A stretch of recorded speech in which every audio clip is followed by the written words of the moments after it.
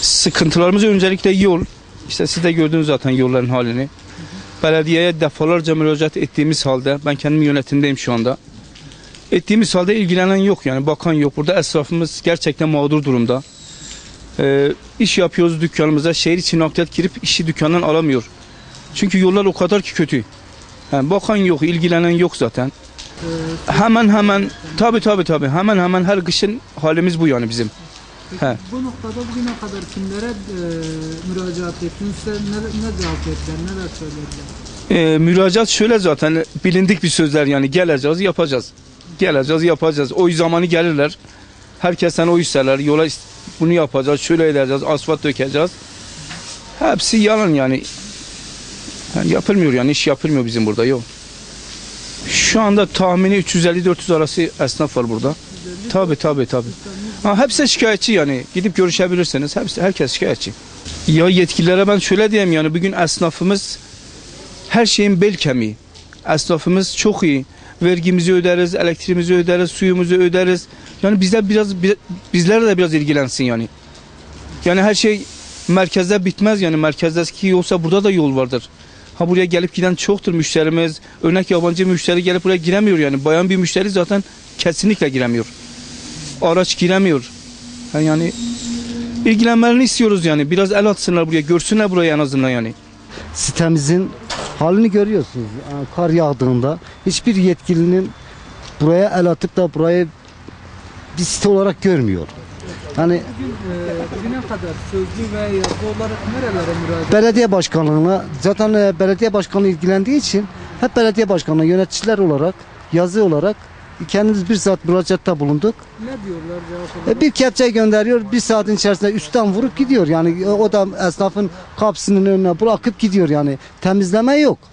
Abim belediye başkanlığından sitemizin işte sorunu görüyorsunuz. Arkadaşlar görüntü verseler işte sitenin görüntüsünü görüyorsun. Sadece bu sokak değil. Bir aşağı sokaklara girseniz insanlar araba giremiyor. Bırak insanı, araba bile giremiyor.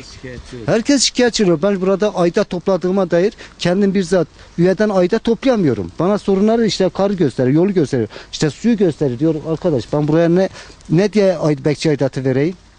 Su patlakları var. Su patlakları, kırıklar var, çökmeler var, yol çökmeleri. Bunlara bile yapıyor. Bırakın çökmeleri. Bu karı temizlesin. Esnafa sorsun, acaba sizin işiniz var mı? Durumunuz nasıl? Marangozların durumuyla ilgilenen bir tane yönetici var mı acaba?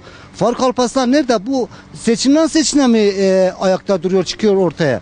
Çıksın işte insanların içerisine, biz esnafın içerisine çıksın, esnafın halini sorsun. Dükkan kapatan esnafımız var. Vallahi biz nerede müracaat ettik, hiçbir sonuç alamadık. Hiç kimse bu depremde de gelip bize uğramadı. Hiç kimse bizim sorunlarımıza gelip katkı olmadı. Başta bizim dernek olarak da yine bakmıyor. Onu da diyeyim. Kimse bizim bu sanayiye bakmıyor. Belediye zaten hiç uğramıyor. Efendim şimdi bizim buranın sıkıntıları bir sanayi değil. Şu an biz depremden dolayı zaten Van olarak şu an büyük sıkıntılar çekiyoruz. Esnaf olsun, normal vatandaş olsun. Yani sanayimizin halini görüyorsunuz. Normal bir vatandaş gelip en ufak bir iş yaptıramıyor. Pisliğinden, karından, suyundan giremiyor sanayinin içine. Başta ben bunu söyleyeyim. Zaten bize büyük bir haksızlık yapıldı. En büyük haksızlık TOKİ'lerde. Bizim buradaki hiçbir esnafımız faydalanamadı.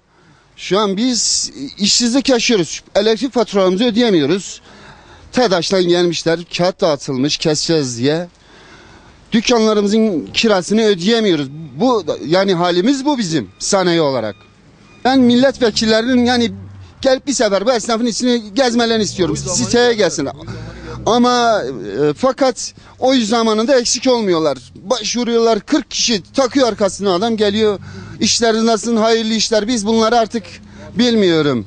Doyduk böyle sözlere. Konuda yani bize gelen hiç kimse yok. İşleriniz var mı yok mu? Biz daha önceleri, depremden önce herkes kendi yağında kavruluyordu. Ve burada 25 bin binanın yıkıldığından bahsediyorlar. Biz bunlara mutfak dolabı yapıp yaşamımızı sağlayabiliyorduk. Bugünse onlar yok. Yani bunlar yok. Maravuzlar olarak biz belediyeden genel olarak memnunduk. Yani yaz boyunca çöplerin alınması, kanalizasyon, temizliğin yapılması, bu konulardan gayet memnunduk. Karla alakalı defalarca belediye gitmemize rağmen tabii ki ara sıra kredileri göndermişlerdir. Ama neticede yetersiz kalmışlardı. Şu anda esnafımız çok mağdur durumda. Çok yoğun bir kar var. Onun bir an önce temizlenmesini istiyoruz.